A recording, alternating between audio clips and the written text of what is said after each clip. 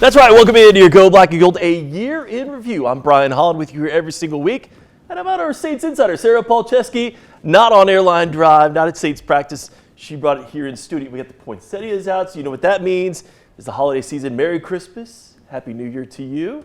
And hopefully making this next 30 minutes a lot more fun than the 2025 Saints made the first part of the season. Yes, first part. Up until about December, the month of December. They're getting in the holiday spirit, getting some wins. So super glad to be in studio for once, maybe with a little bit more positivity than we thought. We actually do have a lot of positivity. And we've known, of course, what type of year this is going to be for the 2025 Saints. An aging roster, first-year head coach, questions at quarterback, Mickey walking around chewing his gum. We were just talking about a quarterback battle a few months ago as well, just kind of put it all in perspective. What you wanted was some of that cream rising to the top in 2025, some clarity for the organization, so Mickey and company can make some educated decisions here in the offseason. This show centered around the talking through every level, I should say, every aspect of this rebuild. But how about a young core that's also emerged for the Saints this year?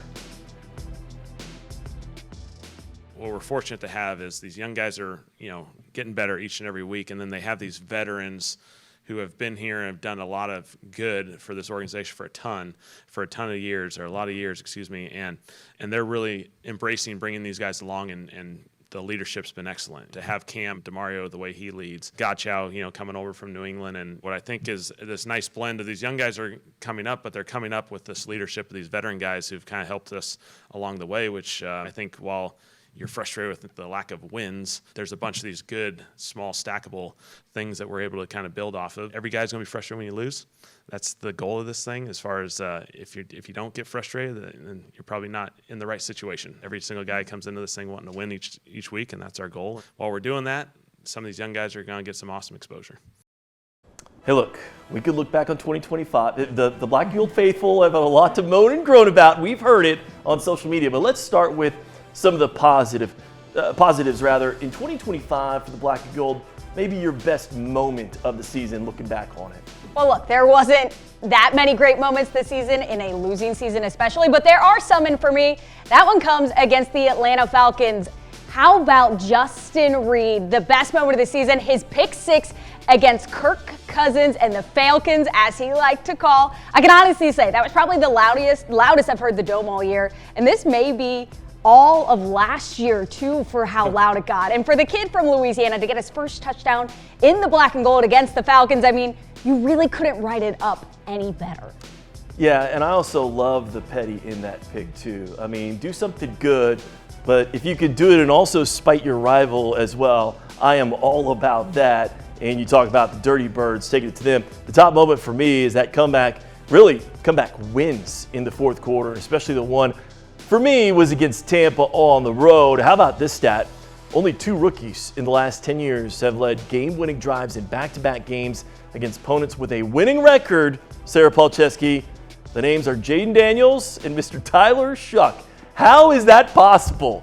We might look back at this 2-week stretch and say, this was the start of really something special. Might be the beginning of the great next chapter for the Black and Gold. Don't want to get too far ahead of myself there, but the brightest spots this year, we've had some there on the roster, and we're talking more about players than just moments as well, but your brighter spots on this roster, maybe something that the Saints fans can get excited about, something that they can build upon, not named Tyler Shuck. Not named Tyler Shuck. Well, the bright spot for me is the Saints secondary. Last year, the Saints pass defense was 31st in the league, and that was with a lot of veteran guys playing like Tyrann Mathieu. This year, the pass defense is wildly improved. They're top 10 in the league with a bunch of young guys playing, a lot of whom have gotten opportunities because of injuries in the secondary. You've got Kool-Aid McKinstry, who's certainly taking that year 2 step, and Alontae Taylor, who's really grown into a true leader on that defense. Rookie Quincy Riley has gotten to play a lot of meaningful snaps and has showed improvement as the season's gone on too. And then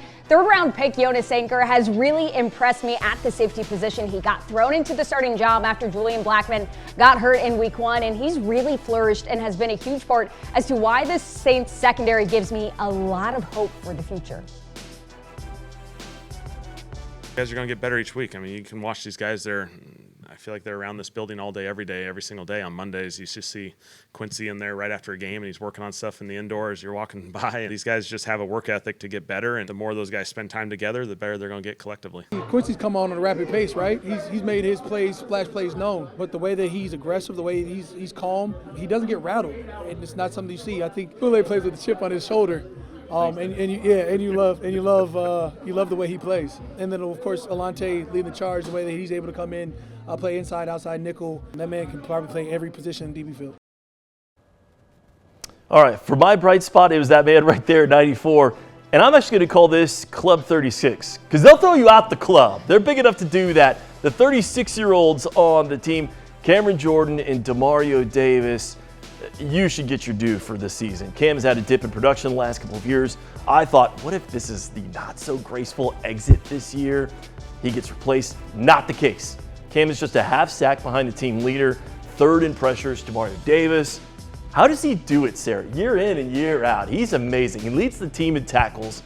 Still good in coverage. Team leader.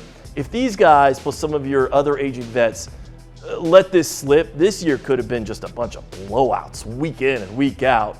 That was not the case, except for maybe, Seattle, maybe a couple weeks. Give them credit. Club 36 was a true surprise for me. All right, we are just getting started right here in your Geaux Black and Gold, a year in review. Coming up a little later in the show, we give our grades on that man right there, the Kellen Moore era, wrapping up season 1 in New Orleans. What we want to see after this year as well. But first, it's Tyler Shough. Is he the quarterback of the future for the Black and Gold? We'll share our thoughts coming up.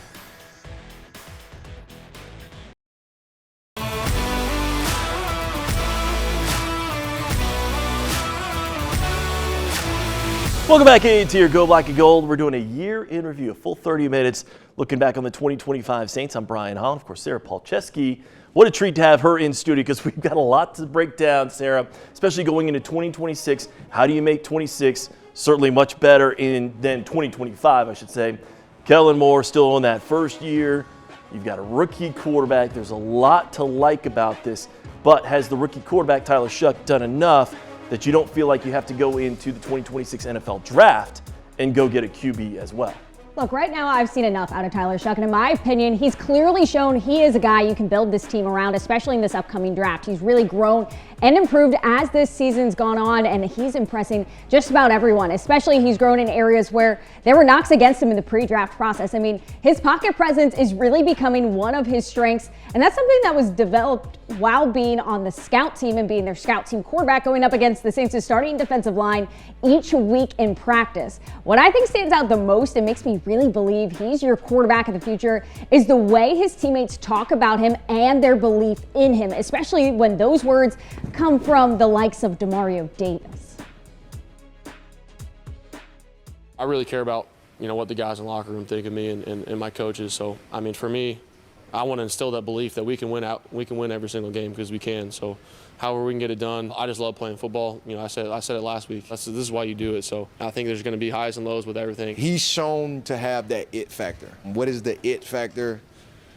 I don't know. What is that thing that separates, some of our top quarterbacks in the league from the rest of the guys? It's that savviness to make heads-up plays, to have that level of ice in your veins, to make plays when plays are could be dead in essence, to save a play, to extend a play, to make big runs and big moments, big third downs, to be able to turn into that pocket passer that can read the defense quick and get the ball out. To have that diversity is what I believe that any franchise needs to be successful in today's game. It's been great to see him make those plays, and we need him to continue to make those plays. Him as a player, he's so very versatile. Everyone kind of counts out his wheels, but, he takes two, whatever it was, 20-plus yard touchdowns. That's another part of his game that's very underrated and that people are, I think, hopefully they're starting to notice that, he deserves to be in this league. He deserves to be a starter. He deserves to get all the recognition that he deserves because he's a really well-built quarterback, and he's really good in this league. And you can just see him keep growing with more confidence and taking over the team, taking over the huddle. And, those are things you want to see out of your quarterback. So it's been really cool to watch this continue to develop. All right, so again, the question is, did Shough do enough in 2025 that you don't have to go out and draft a quarterback in 2026 here in a few months. Look, he was my top moment, right? I showered him with praise, Sarah. Jury's still out, though. As Kobe once said, job's not finished. Hopefully he's only getting started. My biggest positive, though, from Shuck, like you said, he's poised. And also, as you said earlier, he's clearly won the locker. I love that about him. You have to be that as leader. But with that, look, the quarterback spot usually comes with a regression, a sophomore slump. I saw RG3, the Heisman winner, come in his first NFL start, go to the Dome, and carve up the Saints. Rookie of the Year, Pro Bowler, he went on a heater, and then a year later, he went 3-10. The year after that, he was a backup. We saw Jackson Dart start out really strong. Now he doesn't look so hot. CJ Stroud, Rookie of the Year, looked like the second coming there for the Texans. Last year, his quarterback rating certainly dipped. Teams and defenses are going to adjust to what you put on tape. And I love that the Saints have built in some run pass there on the perimeter for Shuck, but teams will catch on to that too. My point is, it isn't that Shuck isn't the guy going forward. It's moreover that the college quarterbacks coming into this draft process simply are a huge step down year to year. I just don't see it. I don't see who you could take that would be better than 6. It is a terrible quarterback class. Fernando Mendoza won the Heisman, Sarah, okay? Like, that's what we're dealing with. So that's ultimately the reason I'd say you're probably rolling with Shuck for the immediate future rather than trying to go get someone new. All right.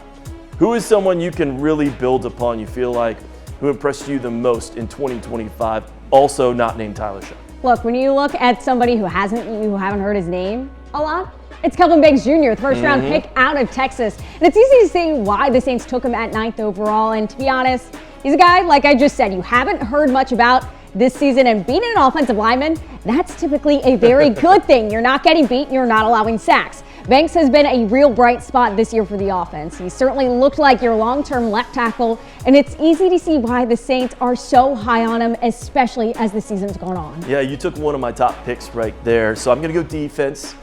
I have loved Jonas Sanker,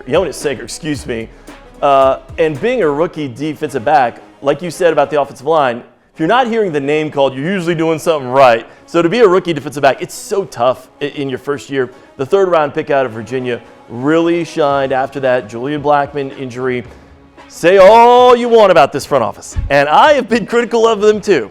But when this franchise doesn't sell out all of its picks to just move up a ton every single year, the college scouting department has actually shown that they could be a strength, Sarah. So I'm looking forward to hopefully more picks, finding more picks, developing that young core with some of the guys that we've already talked about in this show. All right, speaking of, let's talk about the head coach. How would you grade a first-year head coach? Remember, he's got a rookie quarterback, so I think there's a curve here. It's also his first time ever being a head coach. What do you think of Kellen Moore?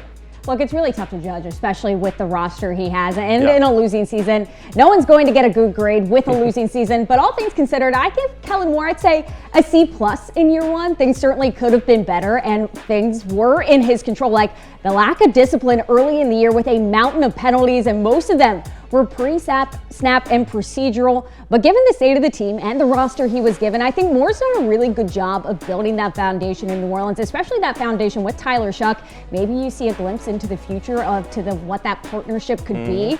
Despite the record, the players still speak very highly of their head coach and like what he's starting to build in New Orleans. Yeah, I agree. Look, it's not great if this is year 2 and you're 4-10, right? Like, that's a D-, okay? But it's the first year, so I'm gonna go C. The thing that encourages me the most, he instantly earned that respect from the team. And how did he do that? With his football acumen, his smarts, his intelligence on the field. That is not something that you can fake with the veterans. Number 2, even in the depths of losing, and I think this is why I saw your C+, and I maybe upgraded just a hair to C, is there's been no excuses. I've heard none of that. There's none, well, we're going to get the right guys in the building, we're rebuilding. None of that. It's just encouraging the players, looking at the traits of the players that you have and getting their motors going. You haven't seen any of those veterans check out. I mean, that's shocking. And it's been no excuses, so the leadership, at least for the future, I think, is right where it needs to be. All right. Still to come, huge year there for Cam Jordan. What does that mean for his future with the organization? We'll delve into that and more. Plus, we take a look at the key players who are set to become free agents like Cam Jordan. Who should the Saints keep? That's the big question, and that's what's next.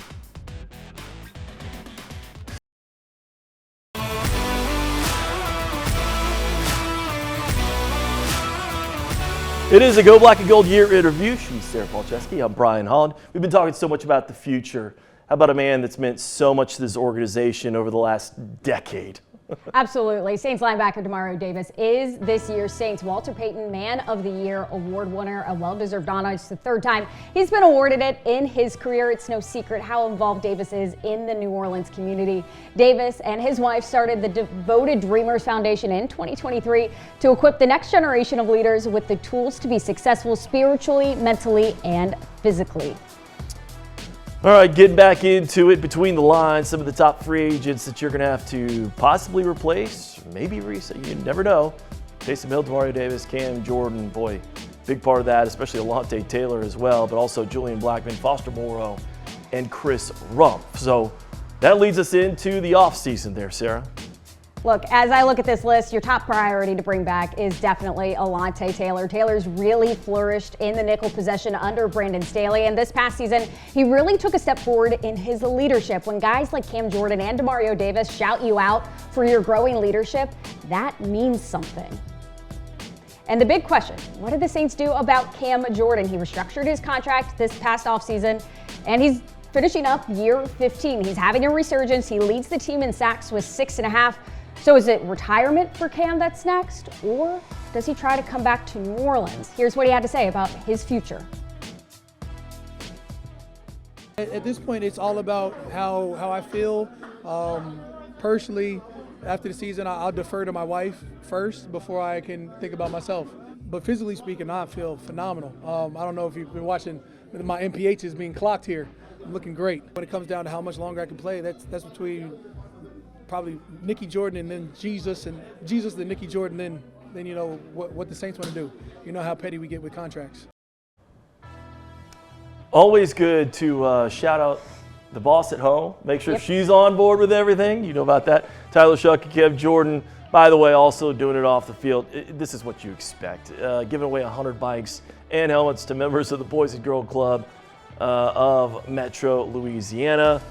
It feels like you turn around every single week, he's visiting a school, he's giving stuff away, he's handing out turkeys, and Tyler Shuck even said, hey, I'm trying to take Cam Jordan's lead off the field, and boom, he's walking the walk as well. All right, coming up, still more to get to right here in your Geaux Black and Gold Year in Review. Who should the Saints draft next? We actually disagree on this one. We'll talk about it after the break.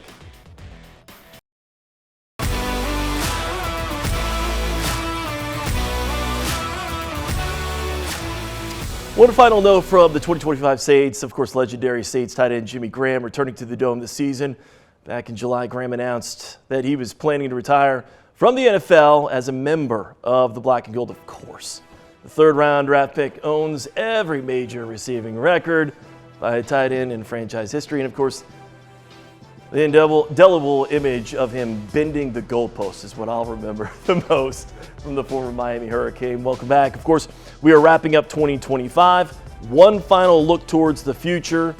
Where should the Saints look now, Sara Palczewski, to direct their focus to the 2026 NFL Draft here in a few months? We've still got a few months until we get to the draft, so there's plenty of time to think about it. So here's how I think the Saints should attack the draft.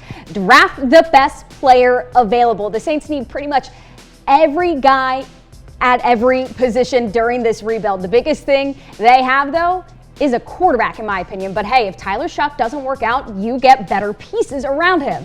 I don't really think it matters what position the Saints go with in the draft. They just need a lot of high-quality players.